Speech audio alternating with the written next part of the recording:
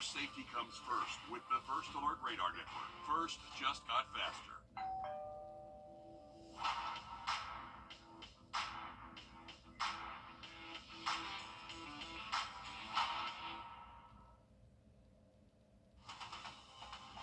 Live from Augusta, you're watching News 12 at 6 o'clock. Good evening and happy St. Patrick's Day. I'm Wrdw. And I'm Zana Halliburton. Taking a bird's eye view over downtown Augusta here as we head over to First Alert Chief Meteorologist Riley Hill. Riley, a gorgeous afternoon for us. The weather looks to be nice and mild this week, and we got St. Patty's Day out there downtown too. Yeah, we timed out the beautiful weather just in time for St. Patrick's Day festivities today. Had some pretty rough storms out there yesterday, and you can see that front that brought the storms now moving well offshore. We have high pressure that's going to be building in the next couple of days, bringing us a lot of sun and some much calmer weather.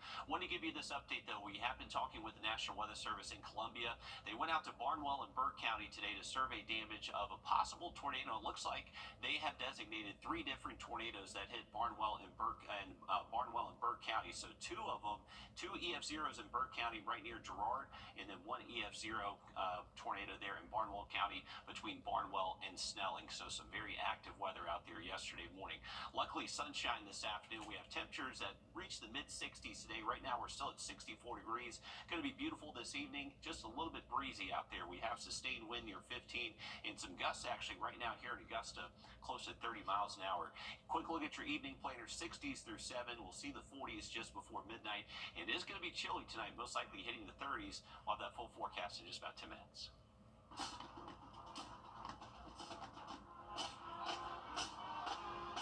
Today, Augusta is decked out in green with the annual parade happening this afternoon. Dozens of floats made their way down Green Street with revelers enjoying everything downtown has to offer. The fun continues into this evening with live performances. And that's where we find your Audrey Dickherber live for us. Audrey, usually Mondays are pretty slow for downtown Augusta, but with today's events, this is another great boost for our local economy, especially after Hurricane Helene.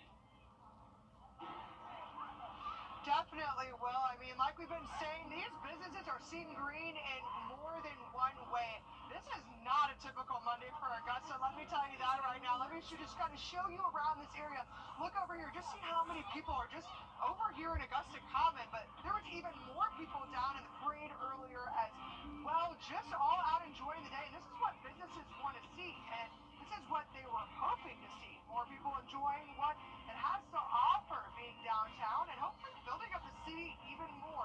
After many businesses had to close or saw a decrease in business, this is exactly what was needed for many of them. People crowding in the streets and bringing in more business. We saw lots of families outside to be enjoying downtown, handing out beads, getting candy, and really also just supporting our local businesses too. This is tremendous for us, for a Monday. Generally speaking, we have Dart League, and that's the only reason to be here on a Monday. And other than the regular happy hour crowd, this will be great the whole day. So. Many businesses are really seeing that increase in people walking through their doors today. And those people that are going through those doors are just excited to be downtown and enjoying what it has to offer. Beautiful day, so many people out. It's so great to see Augusta. I mean, I got excited at the foodie festival this weekend. Oh my goodness. All the people. I know. But some of the people are here too. And I mean, downtown Augusta is great. So.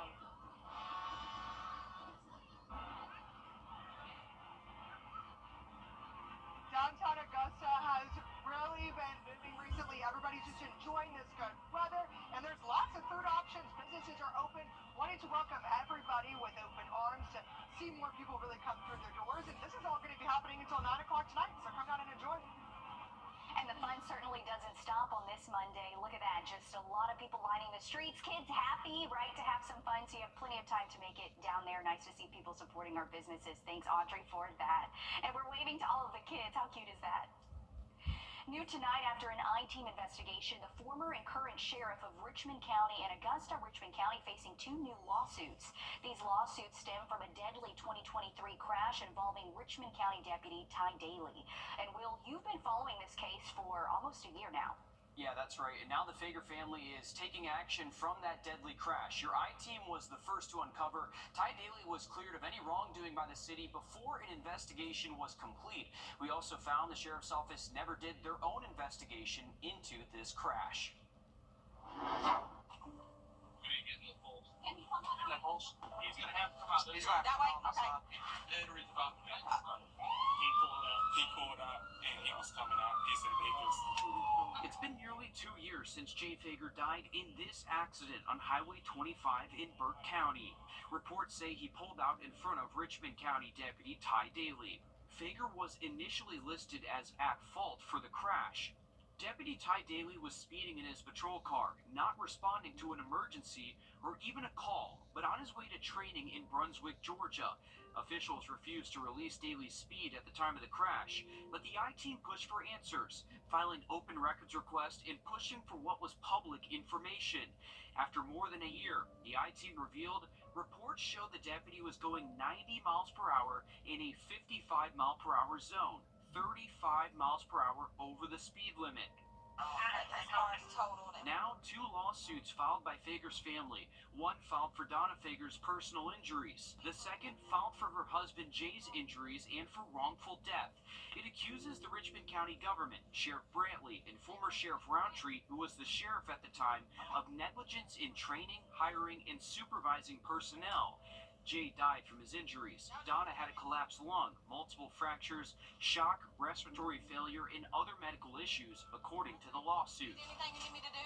Your I-team first reported, though Daly was driving 35 miles per hour over the posted speed limit, Augusta's Safety Review Committee said he wasn't at fault, and they decided that before the Georgia State Patrol completed their investigation and before the DA's office finished its review. The Richmond County Sheriff's Office never did an internal affairs investigation into Daly's deadly crash. Daly was back at work on the taxpayer's dime before any investigation was complete. This is exclusive video of Ty Daly turning himself in. More than a year after the deadly crash, Daly was arrested and booked for homicide by vehicle second degree and driving in excess of the posted speed limit. Now, it might surprise you to hear that Daly is still employed at the Richmond County Sheriff's Office, though we're told he's not driving a patrol vehicle, nor is he on road patrol. And Will, why is Daly not listed on the lawsuit? Yeah, so I'm told it's because of qualified immunity. The options would be to file a lawsuit against the deputy and alleging he was outside the scope of his employment, which means that you cannot hold the government liable. The Fager family filed a lawsuit against the county because the county has more money, which the family says it needs to cover the losses that they face. Of course, we're going to continue to follow this as we're still awaiting a trial for Ty Daly in this case as well. And we appreciate you staying on top of this, Will. Again, this all happening a couple years ago, so an update for sure. A Richmond County deputy is cleared after shooting a suspect last week near Glen Hills Middle School. The Columbia County Sheriff's Office investigated this incident, which is routine when an officer fires their service weapon. They found that the deputy acted within policy when confronting the suspect, Brandon Hill. Hill was armed, and the report released by Columbia County says the deputy repeatedly gave verbal commands to Hill, who pointed a gun at the deputy. That's when the deputy fired his weapon 5 times at Hill, critically injuring him. We're told a body camera video of this entire encounter will be released tomorrow.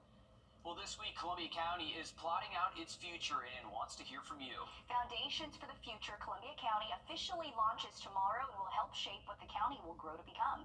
Your City HUD joins us live in the newsroom in Sydney. Walk us through what people can expect from this launch. What do you want to see or not see in Columbia County? County officials want to hear from neighbors about the changes they'd like to see come into play. And if you ask most neighbors whether they've lived here for 4 years or 40 years, they'll tell you growth is all around in the county. The hospital, Amazon facility, and White Oak Business Park are a few examples the county's Planning Services Director says could impact the foundations for the future plan. From our standpoint, we're just trying to get as much feedback from the public so that we're not the ones, in theory, making all the decisions. It's a public document. It's for the people. It's by the people, and that's why we're hopeful that we'll get a larger turnout than we have in the past. The project launch will be at the Columbia County Library from 6 to 7:30 Tuesday evening, and if you can't make it, on the website for the plan, neighbors are able to take a community survey to voice their opinion on the direction they'd like to see the county head. We have a link attached to the story on our website, wrdw.com. And like you said, Sydney, a great opportunity for a lot of people in the community to voice their opinions about things. And we've said it over the years, Columbia County just continues to explode with growth as well. Oh, certainly. So whatever you'd like to see, have your voices heard. Thanks again for following that for us, Sydney. Riley? Well, we're a little bit cooler than average today. Going to warm things up over the next couple of afternoons before our next cool down in chance for rain arrives on Thursday. We'll have that full forecast coming up. Time and Temp, brought to you by your First Alert weather team. George Sink Entry Lawyers has the experience to help you get your money faster. Get George Sink Law Firm on the line for $999.999. Can you see the difference? All right, thanks, Riley. Hey, it's the moment we've all been waiting for. Pollen season is officially and unfortunately here. Our cars are covered and our noses, well, they're running. And I am not happy about this. I don't think anyone is. Yeah, we are not ready. With only sporadic rain showers to defend against it, we hope you have your allergy medication ready. I just went to Costco yesterday and bought like the 300-pill bottle of allergy medicine, so I came prepared today. Your First Alert meteorologist, Emily Acton, joins us live in studio with more on what we're going to see this week. Emily? Yeah, I definitely need to make sure I get those allergy medications in my system sooner rather than later because I suffer from allergies as well. And unfortunately, it's spring. Well, I don't say unfortunately, but unfortunately, pollen's here, and we can experience those conditions, those high pollen counts, really throughout the spring season. It tends to get higher early in the morning. That's when those trees really tend to pollinate between 5 and 9 a.m. And believe it or not, the weather actually plays a major factor into the pollen count whenever it's dry, so that means low humidity, like we're seeing today, a little bit warmer temperatures and windy conditions. Again, all of those we are seeing today. That's when that pollen count tends to be a little bit higher, and unfortunately, that's really going to last throughout the next 5 days for us. We do have a chance of showers coming on Thursday, so hopefully that'll alleviate it just a little bit, but as of right now, it looks like those trees are blooming and that pollen is going to be here, and it's going to be very high for at least the next 5 days. Thanks for that, Emily. Take care of yourselves at home while dealing with this pollen. Happening this week, the Sage Valley Junior Invitational has returned to Graniteville. The tournament showcases the world's best junior golfers, and for the first time, they're extending the Invitational. Joe Doran breaks down the latest at Sage Valley. In just a few days, 60 of the world's best junior golfers are going to gather right here once again in Aiken for the 15th annual Sage Valley Junior Invitational. Considered by many to be a premier venue across the U.S., you might notice a little bit more of the golf course this year. Unfortunately, from Helene, Sage Valley lost over 1,000 trees, so it's going to look a little different. Not only will some of the landscaping be different, but so will the tournament itself. This is the first year ever that we'll see 4 rounds of play. This is the first year we're playing 72 holes versus 54, so we're cognizant of the fact that they need to rest their legs. So another reason we're only letting them practice 9 holes today. They can go to the range, and then we're going to just have a little fun on the par 3. But it's really trying to save their legs because they got to play 4 rounds this year for the first time. Your eyes might find the big names of Charlie Woods and Kai Trump this week, but also be on the lookout for something else. 2 Gold Jacket winners are back again this year for seconds. This is the first year we have returning champions, so it's gonna be great to see how they play. Now, unlike the last several Sage Valley Junior Invitationals, you will have to pay admission to get into any of the tournament rounds this week, Wednesday through Saturday. You can pay $25 for one-day access, or you can pay $90 for a full bundle that will carry you from Wednesday through Saturday. We're going to have more from Sage Valley as the week goes on, but until then, I'm Joseph Doring reporting from Aiken on your side. Thanks, Joseph, for that. And we can't forget Lakeside's Hamilton Coleman. He's the first local golfer to be playing in the tournament who is also committed to Georgia since ARC's Grayson Sigg back in 2013. Pretty good stuff. Sage Valley is also one of the top 5 courses to play in the Palmetto State, according to Golf Digest. You can see from some of Joe's shots out there in beautiful condition. They did say, though, that they lost over 1,000 trees, so some noticeable differences out there on the course for sure. But certainly you can't tell, beautiful though, out there. because it does look so nice. Coming up in sports, Rory Watch continues as we count down to Masters Week. We're going to take you inside his latest tournament finish next in sports. First Alert Radar, powered by Jim Hudson Automotive Group. Accidents can happen. Great news, Augusta. Weinberger's Furniture. Fast and affordable. Get a meal deal at Circle K today. At participating locations, visit CircleK.com for details. Great news, Augusta. Weinberger's Furniture and Weinberger's Interiors Market have come together, and that means a huge merging sale just for you. One incredible store, one massive selection. Look classic, modern, eclectic, whatever your style, find it now at prices too good to last. But hurry, once it's gone, it's gone. The Weinberger's merging sale happening now. Visit Weinberger's Furniture and see the new selection all at the main location on Riverwatch Parkway. Accidents happen when you lease and associates. On your sideline, sponsored by Chandler Law Firm. Just under a month from Masters, Rory McIlroy is a champion once again. For the first time in his career, he's won twice before coming to Augusta. For the first time since 2019, Rory McIlroy has another gold trophy. A rain delay extended the Players after losing a 3-shot lead on the back nine Sunday. McIlroy and JJ Spaun went head-to-head in the Players' first playoff in 10 years this morning. While Rory found the green on 17th, Spaun sent his over and into the water. You see it drop right here. Ooh, ouch. Leading to a triple bogey and a win for Rory. Following his win, he talked about handling nerves and why it's still a good thing this late in the game. People say pressure is a privilege, and it really is. You want to feel like that on the course. That's why I spend the time that I do practicing and trying to master my craft.